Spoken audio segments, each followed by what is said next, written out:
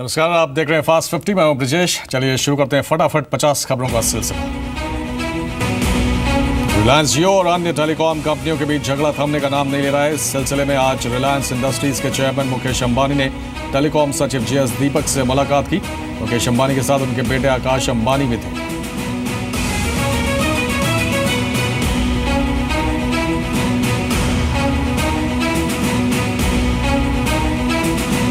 कोयला घोटाले में पूर्व कोयला सचिव एचसी गुप्ता और अन्य 5 लोगों के खिलाफ स्पेशल सीबीआई कोर्ट ने आरोप तय कर दिए। इन लोगों के खिलाफ अब आपराधिक साजिश और धोखाधड़ी का केस चलेगा। इस मामले में पहले सीबीआई ने क्लोजर रिपोर्ट दाखिल की थी, जिससे कोर्ट ने ठुकराते हुए फिर से जांच करने को कहा था।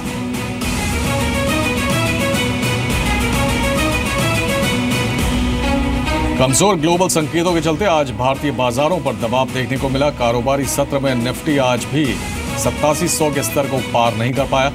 कारोबार खत्म होने पर सेंसेक्स 46 अंक और निफ्टी 6 अंकों की गिरावट के साथ बंद हुए। मेटल, तेल, गैस कंपनियों के शेयरों में खरीदारी रही।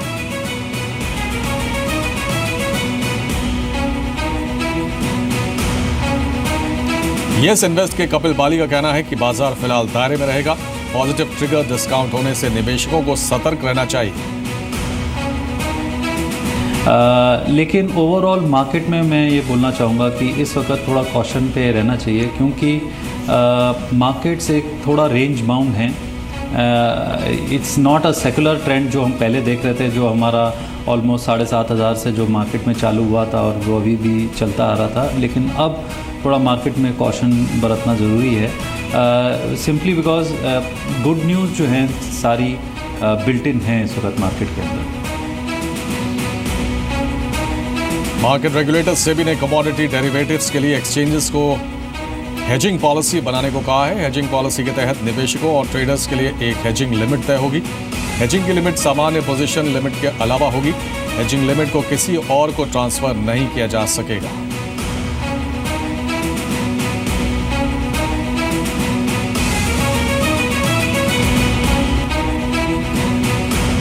फोर्टिस हेल्थ केयर बोर्ड ने डायग्नोस्टिक बिजनेस एसआरएल के डीमर्जर को मंजूरी दे दी है। फोर्टिस मलार के हॉस्पिटल कारोबार का फोर्टिस हेल्थ में विलय होगा। हॉस्पिटल कारोबार अलग करने के बाद एसआरएल का विलय एफएमएचएल में होगा। अधिग्रहण के लिए फोर्टिस हेल्थ एफएमएचएल को 43 करोड़ रुपए देगी।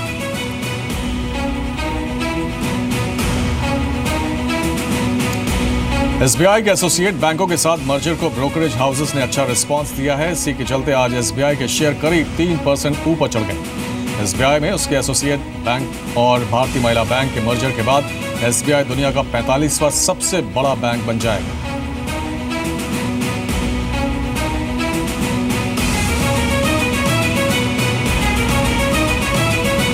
आरबीएल बैंक का आईपीओ आज से खुल गया। ये आईपीओ 23 अगस्त तक खुला रहेगा। आईपीओ का प्राइस बैंड 224 से 225 रुपए प्रति शेयर है।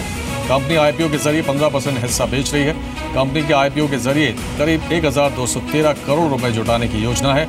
आईपीओ के बाद कंपनी का अनुमानित मार्केट कैप 8000 करोड़ रुपए हो जाएगा। देखिए, जो फंड रेज हम कर रहे हैं तकरीबन 800 crore plus, basically tier 1 capital को बढ़ाने के लिए और balance sheet growth, branch expansion, technology, branding और पीपल एक्सपेंशन सारा इसमें इंक्लूडेड है। हम देखते हैं कि बैंकिंग अपॉर्चुनिटीज़ इंडिया में काफ़ी हैं हमारे लिए, और इसलिए हम उसको लेवरेज करना चाहते हैं कैपिटल रेज करके। आरबीआई के नए गवर्नर के नाम पर जल्द फैसला हो सकता है। नए गवर्नर के नाम पर चर्चा के लिए पीएम मोदी से वित्त मंत्री अरुण जेटली ने मुलाकात की थी। आरबीआई गवर्नर की रेस में उर्जित पटेल, सुबीर गोकर्ण सबसे आगे हैं।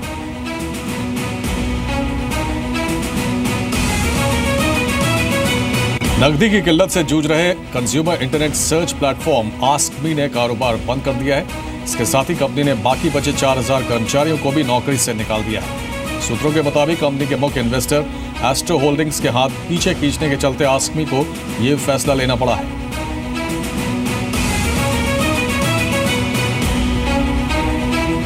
बॉम्बे हाईकोर्ट ने हाल ही में सबवे सिस्टम्स इंडिया और महाराष्ट्र के सेल्स टैक्स डिपार्टमेंट के बीच विवाद में अहम फैसला दिया है। हाईकोर्ट ने कहा है कि ट्रेडमार्क के इस्तेमाल पर ली गई फ्रेंचाइज फीस पर वैट नहीं लगाया जा सकता।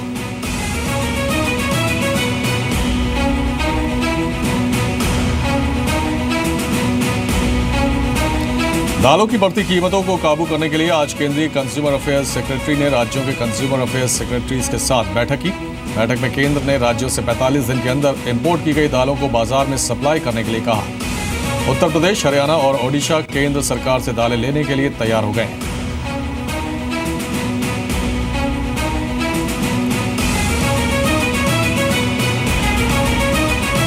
सरकार ने कॉन्ट्रैक्ट फार्मिंग मैकेनिज्म को नए सिरे से रिवाइव करने की तैयारी शुरू कर दी है। सूत्रों के मुताबिक नीति आयोग ने राज्यों के साथ कंसल्टेशन की प्रक्रिया शुरू कर दी है। नीति आयोग नए कानून में पहले से तय कीमत को सही तरीके से लागू करने और डिस्प्यूट रेजोल्यूशन के पारदर्शी मैकेनिज्म पर जोर दे रहा है। इसके लिए लोकल स्तर पर डिस्प्यूट रिड्रेसल कमेटी बनाने की तैयारी की जा रही है।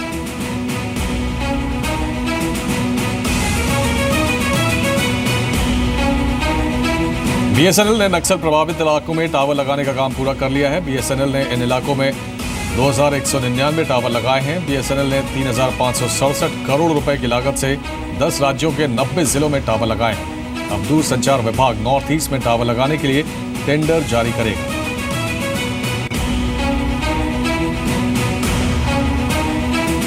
प्रधानमंत्री Narendra Modi incredible India campaign का चेहरा होंगे। पर्यटन मंत्रालय ने नरेंद्र मोदी को इनक्रेडिबल इंडिया कैंपेन से जोड़ने का ऐलान किया है। पर्यटन मंत्रालय का कहना है कि प्रधानमंत्री की विदेश यात्राओं की वजह से पर्यटन को काफी बढ़ावा मिला है, लिहाजा मोदी को चेहरा बनाया गया है। आमिर खान के बयान के बाद इनक्रेडिबल इंडिया के चेहरे पर काफी विवाद हो गया था।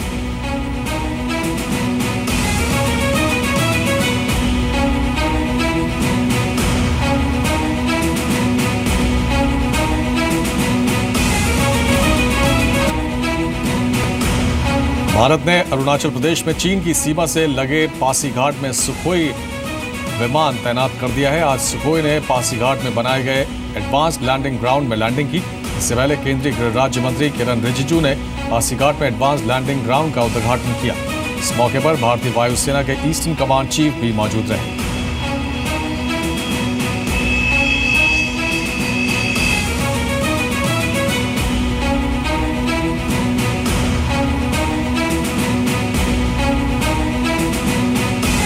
नौकरी गंवाकर सऊदी अरब में फंसे भारतीयों से मिलने पहुंचे विदेश राज्य मंत्री वीके सिंह। सऊदी अरब में राहत कैंप पहुंचकर उन्होंने पीड़ितों से मुलाकात की।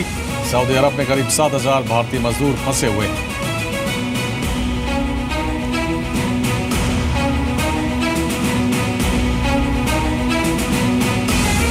बलूचिस्तान की महिला एक्टिविस्ट करीमा बलोच ने पीएम मोदी को राखी का संदेश भेजा है। बलूचिस्तान में हो रहे नरसंहार और मानव अधिकारों के उल्लंघन पर देश की आवाज बनने का अनुरोध किया। पीएम ने लाल किले से बलूचिस्तान में नरसंहार का मुद्दा उठाया था।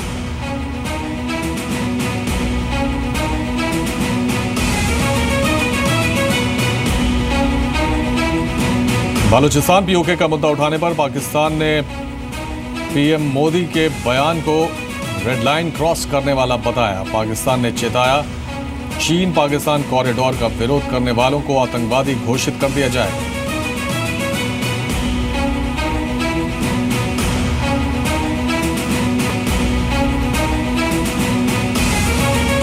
केंद्रीय मंत्री उमा भारती ने कानपुर में नमामि गंगे की शुरुआत की। केंद्र सरकार के 13 मंत्रालय इसमें सहयोग देंगे। 607 करोड़ की लागत से सुधरेगी गंगा की दशा।